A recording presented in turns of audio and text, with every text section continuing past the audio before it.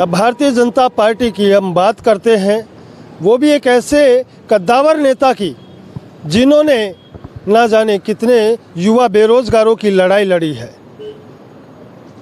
वो बेरोजगार युवा जो कि कहीं न कहीं आत्महत्या करते नज़र आ रहे थे, या कहें कि आम पब्लिक में से भी कोई छोटा सा बच्चा भी अगर उनके पास चले जाए तो वो आधी रात में भी खड़े होकर तैयार हो जाते हैं उसकी समस्या का समाधान करवाने के लिए।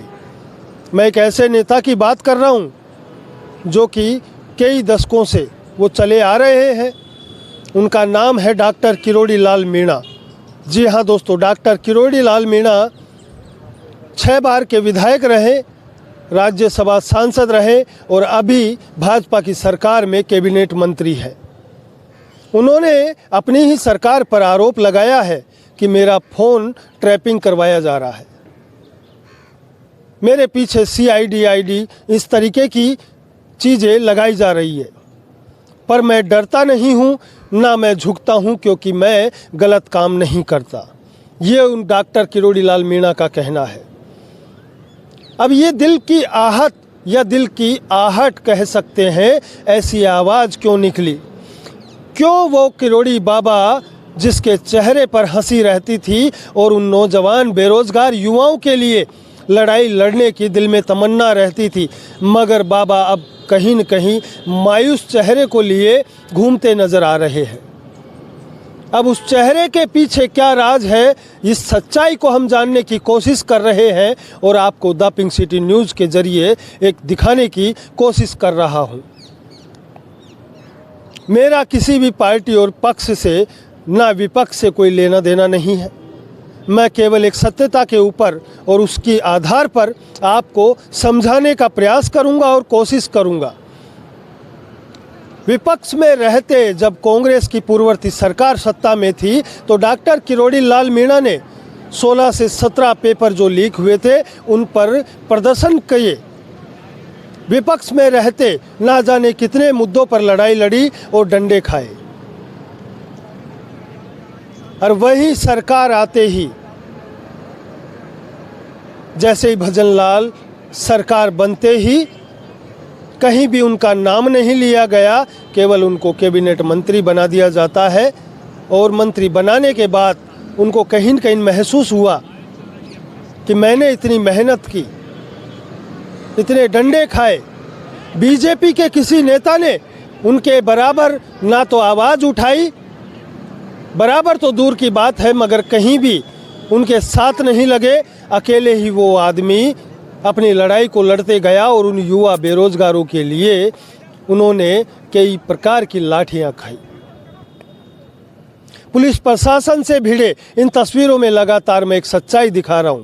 और आज अगर आज की मैं बात करूं तो उन्होंने कल आमागढ़ के किले में एक प्रोग्राम के अंदर उन्होंने ये अपनी पार्टी पे ही आरोप लगाए कि मेरे फ़ोन को ट्रैपिंग करवाया जा रहा है, रिकॉर्डिंग करवाया जा रहा है। इस तरीके के बड़े आरोप अपनी पार्टी के ऊपर लगाना कहीं न कहीं उनके दर्द के, जो कह सकते हैं कि उनके चेहरे के पीछे जो दर्द छुपा हुआ है उसको वो बयां कर रहे हैं। उनको महसूस हुआ कि मेहनत मैंने की और आम कोई और कह रहा है। अब विधानसभा में आए दिन मुद्दे उठ रहे हैं।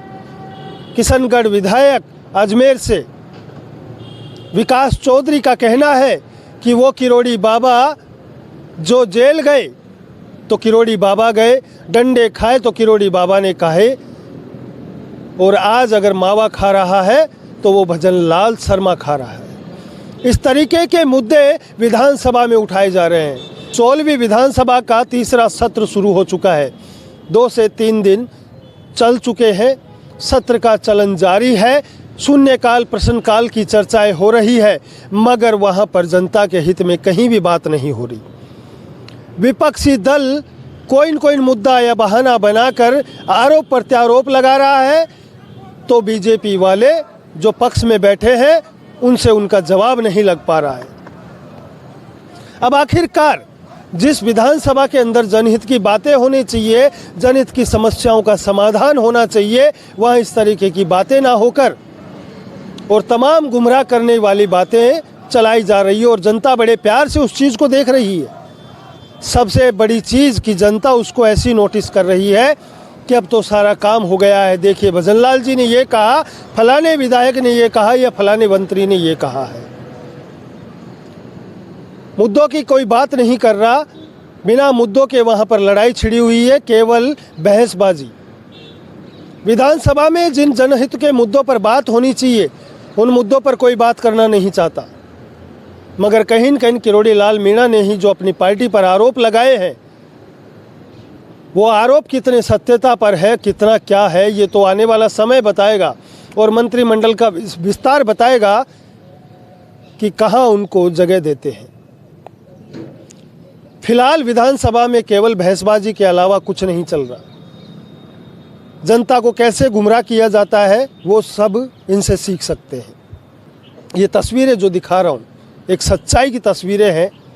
हमने कोशिश की है आपको सच्चाई दिखाने की कि वास्तव में किरोड़ी लाल मीणा ने जिस तरीके के मुद्दे उठाए थे विपक्ष में रहकर, उस हिसाब से तो उनको कहीं जगह अच्छी मिलनी चाहिए थी, मगर जिस प्रकार विपक्ष हावी हुआ तो उनके दिमाग में एक चोट आई और एक याद आता है कि जो मेहनत मैंने की थी क्या उसका फल मुझे मिला है या नहीं।